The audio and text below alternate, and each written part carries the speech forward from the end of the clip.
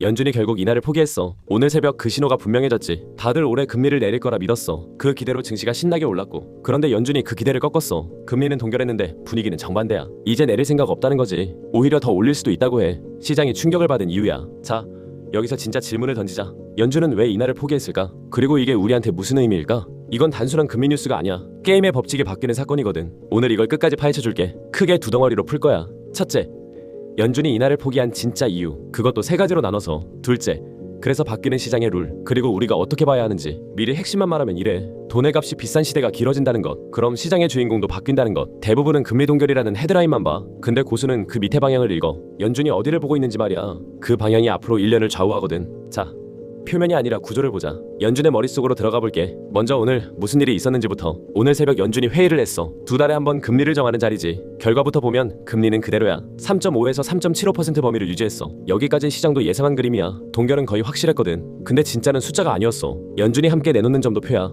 점도표가 뭔지 기억하지? 위원들이 미래 금리를 점으로 찍은 지도야. 앞으로 금리를 어디로 볼지 보여주지. 그런데 이 점들이 확 위로 올라갔어. 올해 말 금리 전망이 3.4%에서 3.8%로 높아진 거야. 무슨 뜻이냐면 얼마 전까진 내릴 것으로 봤는데 이제 올릴 것으로 바뀐 거지. 위원 다수가 인상을 예상했어. 거기에 물가 전망도 올렸어. 올해 물가를 3.6%로 높였거든. 목표인 2%보다 훨씬 높지. 게다가 발표문에서 내릴 수도 있다는 뉘앙스를 지웠어. 한마디로 매파로 돌변한 거야. 매파는 금리를 조이려는 쪽을 말해. 시장은 즉시 반응했어. 이제 연내 인상까지 가능하다고 본 거지. 동결인데도 분위기가 싸늘해진 이유야. 자, 그럼 연준은 왜 이런 걸까? 진짜 이유 세 가지를 보자. 첫 번째 이유는 물가야. 가장 핵심적인 이유지. 연준의 가장 큰 임무가 뭘까? 바로 물가를 잡는 거야. 목표는 물가 상승률 2%야. 그런데 현실은 어떨까? 물가가 여전히 3%대로 높아. 게다가 잘 안 떨어져. 이걸 끈적하다고 표현해. 끈끈하게 안 내려간다는 뜻이야. 왜 안 떨어질까? 이유가 있어. 하나는 관세야. 수입품에 세금을 매기면 그 물건값이 오르거든. 그게 전체 물가를 밀어올려. 또 하나는 정부 지출이야. 돈이 시중에 많이 풀리면 물가가 자극받기 쉬워.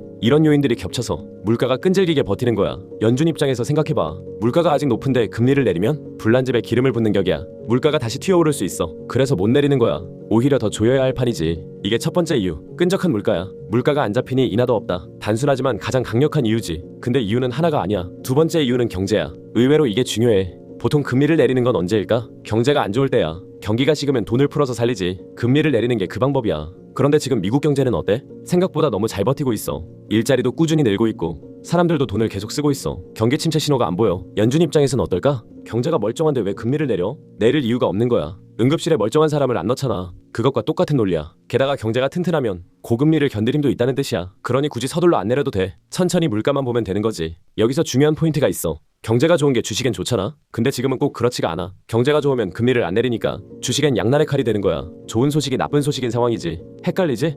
근데 이게 핵심이야. 경제가 버티는 한 인하는 멀어. 이게 두 번째 이유야. 자, 마지막 세 번째 이유로 가자. 세 번째 이유는 좀 미묘해. 바로 연준의 신뢰야. 무슨 말이냐면 이래. 연준에겐 평판이 생명이야. 물가를 꼭 잡는다는 믿음 말이야. 이 믿음이 깨지면 큰일 나. 사람들이 물가가 계속 오를 거라 믿으면 미리 가격을 올리고 임금을 올려. 그럼 진짜로 물가가 더 올라가. 믿음이 현실을 만드는 거지. 그래서 연준은 무서워해. 섣불리 금리를 내렸다가 물가가 다시 튀는 상황을 말이야. 과거에 그런 실수가 있었거든. 1970년대 미국이 대표적이야. 물가를 잡다 말고 금리를 내렸어. 그랬더니 물가가 더 크게 터졌지. 그 트라우마가 아직 남아있어. 그래서 지금 연준은 신중해. 확실히 잡힐 때까지 못 내린다는 거야. 차라리 좀 더 조이는 게 낫다고 봐. 너무 일찍 푸는 위험보다는 너무 늦게 푸는 게 안전하다는 거지. 이게 세 번째 이유 신뢰야. 자, 세 가지를 다 봤어. 끈적한 물가 버티는 경제, 그리고 신뢰. 이 셋이 합쳐진 결론이 뭘까? 고금리가 오래 간다는 거야. 영어로 하이어 폴 온 거라고 해. 이제 이게 시장을 어떻게 바꾸는지 보자. 이제 핵심이야.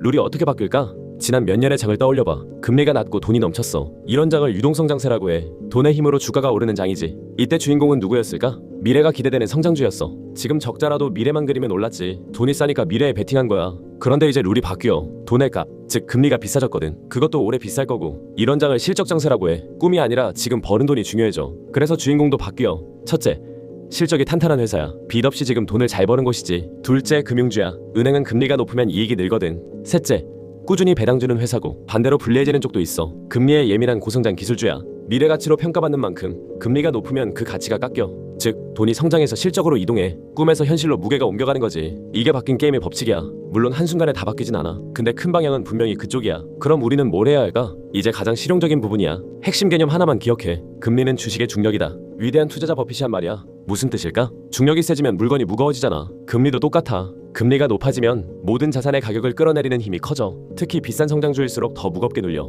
그래서 금리를 항상 봐야 해. 연준이 올릴 듯하면 중력이 세지는 거고 내릴 듯하면 중력이 약해지는 거야. 자, 이제 오늘의 진짜 핵심이야. 대부분은 금리 동결에 안심했어. 안 올렸으니 됐다 하면서 말이야. 근데 고수는 그 밑에 방향을 봤어. 연준이 인하를 포기했다는 사실, 고금리가 오래간다는 사실 말이야. 그래서 미리 포지션을 바꿔. 성장 일변도에서 실적 금융으로 한쪽에 다 거는 게 아니라 금리 환경에 맞게 균형을 잡는 거지. 이게 환호도 공포도 아닌 길이야.